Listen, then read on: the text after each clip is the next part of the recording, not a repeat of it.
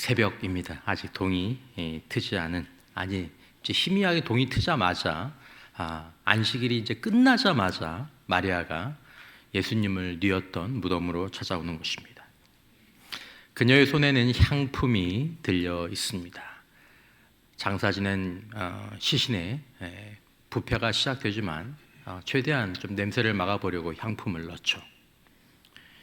사랑하는 스승의 시신의 마지막으로 본인이 해드릴 수 있는 일이 그것뿐이었습니다. 왜냐하면 금요일 오후 3시에 숨을 거두신 예수님의 시신을 제대로 수습할 시간이 없는 거죠. 왜냐하면 안식일이 해가 질 때부터 해가 뜰 때까지니까 이제 거의 해가 지려고 하면 이제 다 집에 들어가서 아무것도 못 하니까 지금 채 2시간이 남지 않았습니까? 예수님의 그 엉망인 시신을 어떻게 했겠습니까? 그냥 내려가지고 그냥 싸서 무덤에 뉘기도 사실은 시간이 급박했었던 거죠. 그렇게 예수님의 시신을 놓고 그리고 왔으니 예수님을 사랑하던 여인들의 마음이 어떻겠습니까? 자, 그래서 정말 안식일이 시작되자마자 끝나자마자 도착해서 무덤에 보니까 이미 돌이 옮겨져 있고 무덤이 비어 있는 것입니다. 무너지는 거죠. 시신이 빼앗겼거나 어디 누가 도둑질해 갔거나 그렇게 생각을 했겠죠. 베드로와 요한이 달려와서 빈 무덤을 확인하고 돌아간 뒤에도 마리아가 그 자리를 떠나지 못합니다. 무덤 앞에 서서 그냥 울고 있는 거죠. 이 여인들의 모습입니다. 남자는 일 중심적으로 움직이지만 여자들은 관계 중심적으로 움직이는 경향이 많기 때문에. 근데 뒤에서 누군가 얘기를 걸죠. 여자야, 왜 울며 누구를 찾느냐? 마리아는 이렇게 고개를 돌렸지만 주님을 알아보지 못합니다. 본문 15절에 보면 이렇게 기록해 있죠. 마리아는 그가 동산직인 줄 알고 동산을 가꾸고 담당하는 동산직인 줄 알고 정원사로 생각한 거죠. 새벽에 동산 근처를 서성이는 남자를 보았으니 정원사라고 생각한 것은 아주 자연스러운 착각이었습니다. 사세기의 유명한 교부 에프렘은, 시리아의 교부인 에프렘은 이 장면을 묵상하면서 놀라운 말을 하죠. 이렇게 노래합니다. 첫 번째 아담이 동산의 정원사였으나 그 동산을 잊어버렸고 마지막 아담이 참된 정원사로 오셔서 잃어버린 동산을 되찾으셨다. 굉장히 귀한 묵상입니다. 그러니까 사실은 마리아의 착각이 사실은 착각이 아니었다라는 것입니다. 요한복음은 특별히 한 단어 한 단어를 그냥 사용하는 단어가 없죠. 하필 여기에 동산지기와의 이 어떤 조우처럼 보이는 이 동산지기라는 표현을 쓴 것은 결코 우연이 아닙니다. 요한이 의도적으로 성령의 영감 가운데 이 부분을 기록한 거죠. 부활의 아침 그 동산에 서 계셨던 예수님은 정말로 생각해 보면 정원사가 맞았던 거죠. 동산지기가 맞았다라는 것입니다. 단순히 꽃과 나무를 가꾸는 정원사가 아니라 죄로 인해서 황폐해진 온 세상을 다시 생명의 정원으로, 에덴으로 되돌려 놓으시는 참된 정원사가 되신 거죠. 창세기 2장으로 가보십시오. 2장 15절에 하나님이 첫사람 아담을 만드시고 가장 먼저 하신 일이 무엇입니까? 여호와 하나님이 그 사람을 이끌어 에덴 동산을 두어 그것을 경작하며 지키게 하시고, 아담의 직업은 에덴 동산의 정원사였습니다. 아담에게 동산을 주시고 아름다운 정원을 경작하고 지키라는 사명을 주셨습니다. 그리고 그 사명의 범위는 에덴 동산에만 머무는 것이 아니고 땅을 다스리라, 정복하라, 충만하라. 그 말은 이 동산의 생명과 이 아름다움과 질서를 여기서만 머무는 게 아니라 온 세상을 하나님의 정원으로 알고 그것들을 에덴처럼 다스리라는 것이 아담에게 주어진 첫 번째 위대한 소명이었습니다. 하지만 이 첫 번째 정원사는 이 정원을 관리하는 일에 처참하게 실패하고 맙니다. 뱀의 유혹 앞에 무너지죠. 하나님께 불순종하죠. 그 순간 모든 것이 뒤집어져 버립니다. 자기에게 맡겨줬던 그 생명나무가 있던 동산에서 쫓겨나고 천사의 불칼이 그 정원의 입구를 막아버립니다. 그리고 하나님은 아담에게 선언하시죠. 땅이 너로 말미암아 저주를 받고 내가 종신토록 수고하여야 그 소산을 먹으리라. 땅이 내게 가시덤불과 엉겅퀴를 낼 것이다. 정원사에게 좀 맡겨졌던 이 생명의 동산이 가시덤불과 엉겅퀴와 황무지로 변해버리는 것입니다. 장미가 있어야 되는데 가시나무가 일어나고 열매가 맺혀줘야 되는데 엉겅퀴가 올라와 자라는 것, 그것이 죄 이후의 세상의 모습이었던 것이죠.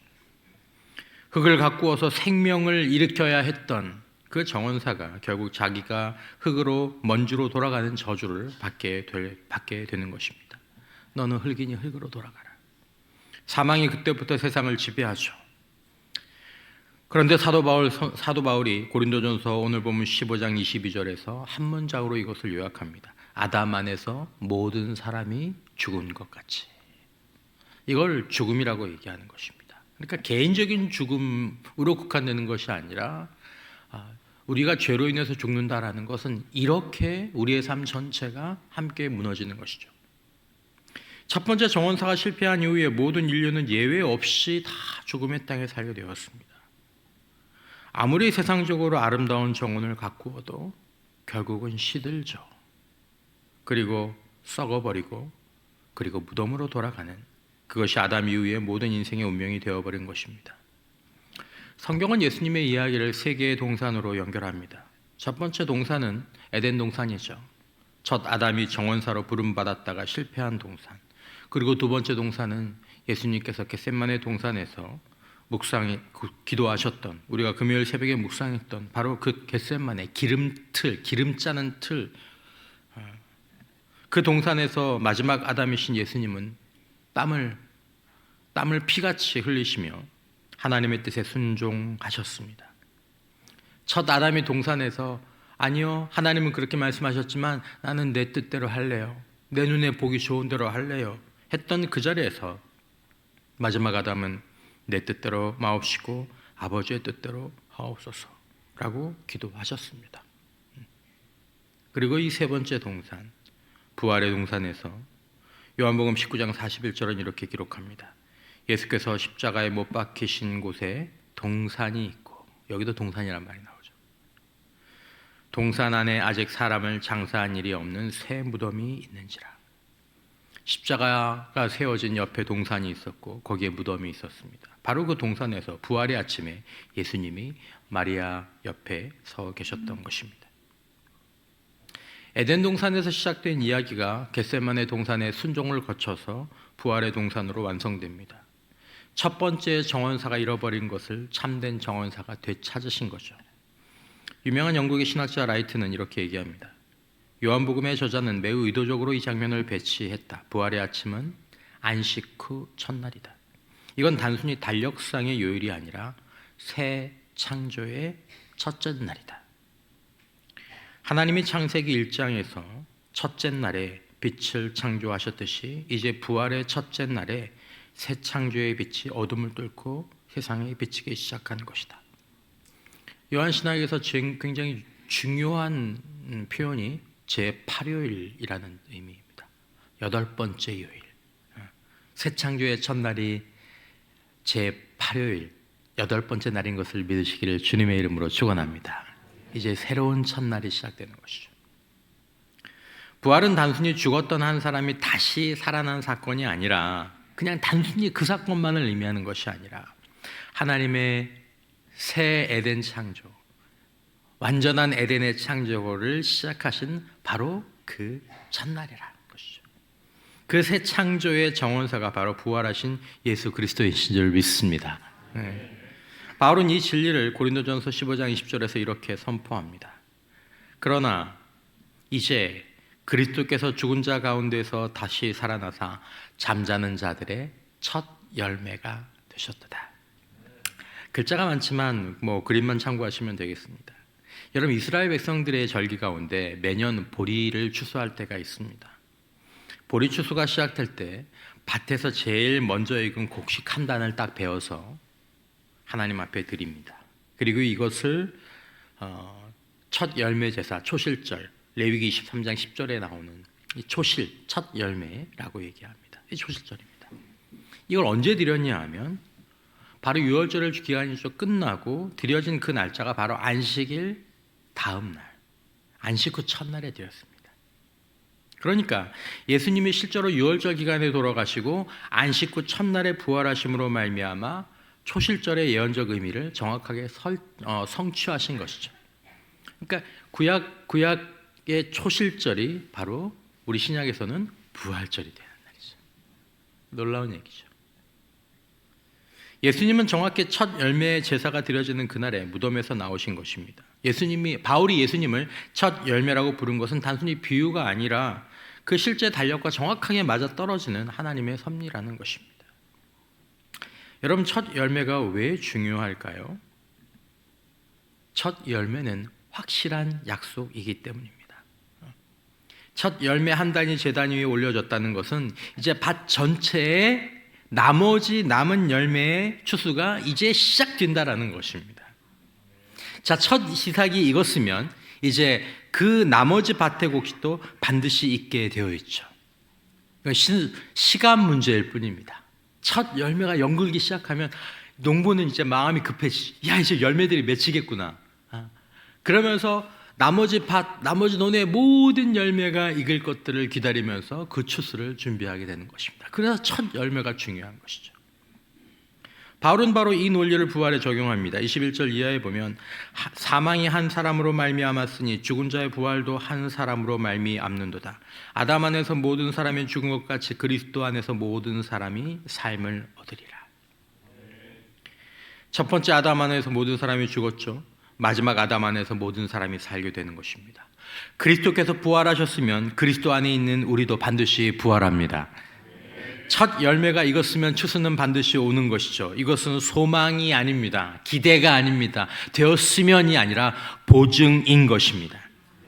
가능성이 아니라 바로 확정된 미래인 거죠.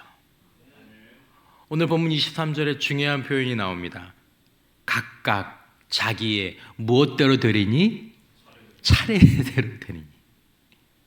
예수님이 제일 처음 부활하시고 그 다음에 부활하는 사람들이 있고 그 다음에 부활하는 사람들이 있고 그 다음에 부활하는 사람들이 있고 우리도 죽음의 강을 건너게 될지 모르겠지만 우리에게도 반드시 차례가 오게 될 줄 믿습니다. 네. 차례대로 되리니. 첫 열매가 그 다음 주수 예수님이 첫 열매가 먼저고 그 다음 주수 예수님이 먼저 부활하셨고 그분이 다시 오실 때 우리가 부활하는 거죠. 그 사이에 시간이 있을 뿐 결과는 확정된 것입니다. 이것이 첫 열매입니다. 우리는 부활의 밭에서 이미 익어가고 있는 곡식인 줄 믿습니다. 첫 열매이신 그리스도가 부활하신 순간 여러분들의 부활도 저의 부활도 시작된 것입니다. 부활의 동산에서 이러한 일을 다시 봅니다. 마리아가 예수님을 정원사로 착각하고 있을 때 예수님이 한마디를 덧붙이시죠. 마리아야, 이름을 부르십니다. 마리아야. 그때 마리아의 눈이 열리죠. 라보니여, 선생님. 그제야 그녀는 예수님을 알아봅니다. 여러분, 부활하신 예수님은 지금도 우리를 이름으로 부르시는 줄 믿습니다. 성경의 아름다운 표현 가운데 하나가 지명입니다. 지명. 이름을 부르시는 것입니다. 하나님은 항상 이 사람들의 이름을 부르셨습니다. 예수님도 요한복음에서 어떻게 말씀하셨습니까? 예수님께서 양마다 이름을 불러내겠다라고 말씀하셨습니다. 누구 그분의 이름을 아시는 주님인 줄 믿습니다. 부활하신 주님이 슬픔의 눈에 가려진 우리를, 두려움에 움츠러진 우리를, 죽음 앞에서 절망하고 두려워하는 우리를 이름을 불러서 돌아서게 하신다라는 것입니다. 부활하신 주님의 제자들을 만나 가장 먼저 하신 말씀이 무엇이었습니까? 샬롬, 평강이 있을지어다. 모든 것이 회복되었다는 선언입니다. 깨진 것이 다시 온전해졌다는 선포입니다. 퍼거슨이라는 신학자가 모든 이름 위에 뛰어난 이름이라는 책을 같이 함께 적으면서 알리스테어 백 교수와 이 책을 같이 적었는데 거기 이제 자기 얘기를 좀 전합니다. 자기 얘기는 아니고 자기가 아는 어떤 수학 교수의 얘기죠. 스코틀랜드의 한 수학 교수가 어린 딸을 잃었습니다. 어린 딸을 잃은, 군대에서 자녀를 잃은 20살, 21살 자녀를 잃은 이 젊은 부모님들을 어쩔 수 없이 많이 보게 되는데, 매년 한두 번씩 이 청년의 장례식을 치르는 게 군목의 어떻게 보면 숙명과도 같은 그런 부분들인데, 그러니까 어린 딸을 잃은 아버지, 그 장례식 날 그 아버지가 참석한 사람들 앞에서 이렇게 고백했다고 하죠. 이제 우리는 더 이상 두려워할 것이 아무것도 없음을 압니다. 이제 우리는 더 이상 두려워할 것이 아무것도 없음을 압니다. 딸을 잃은 아버지의 입에서 어떻게 이 고백이 가능할까요? 부활의 첫 열매를 알기 때문인 거죠. 예수 그리스도의 부활을 깊이 묵상한 사람들이 누리는 담대함인 것입니다. 주님, 다음은 제 딸의 차례가 되겠군요. 다음은 제 딸의 차례가 되겠군요. 그리고 그 다음은 저의 차례가 되겠군요. 이것이 마음에 믿어지기 때문입니다. 어떻게 그럴 수 있습니까? 예수 그리스도의 부활이 단순히 그분만의 부활이 아니라 첫 열매로서의 부활인 줄 우리도 더 깊이 알게 되기를 축원합니다. 그분은 첫 열매이시다. 세상에서 가장 큰 두려움이 무엇입니까? 죽음에 대한 두려움입니다. 그러므로 죽음에 대한 두려움을 예수 그리스도의 부활 안에서 극복한 사람은 두려워할 것이 아무것도 없는 거죠. 이제 주님이 무덤을 열고 나오셨습니다. 참된 정원사로 이 세상을 다시 가꾸기 시작하셨습니다. 부활하신 주님이 마리아에게 말씀하시죠. 내 형제들에게 가서 얘기해줘라. 얘기해줘라. 주님이 부활하셨다고.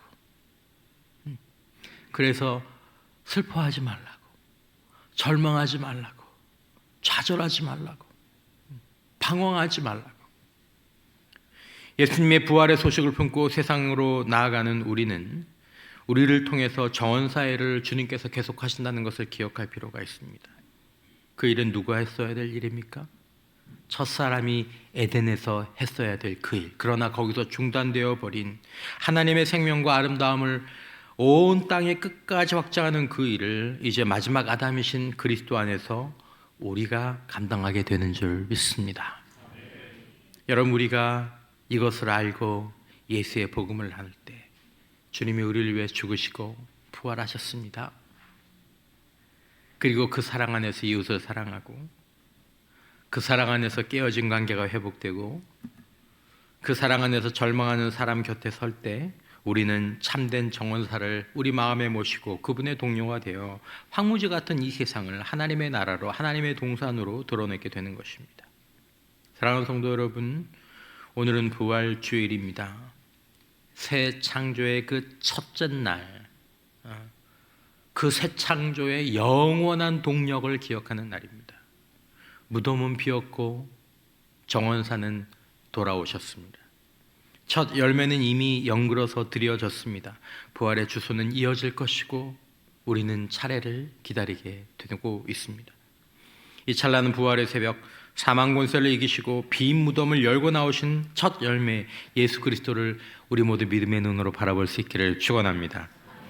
그분이 우리의 영원한 참된 정원사가 되셔서 먼저는 내 안의 황폐한 마음과 이 세상의 어두움을 아름다운 생명의 전원으로 회복시키실 것을 믿고 그것들을 우리가 누리며 우리 역시 이 소망을 품고 참된 정원사의 동료로서 세상을 향해 나아가는 우리 모든 성도가 되시기를 주님의 이름으로 축원합니다.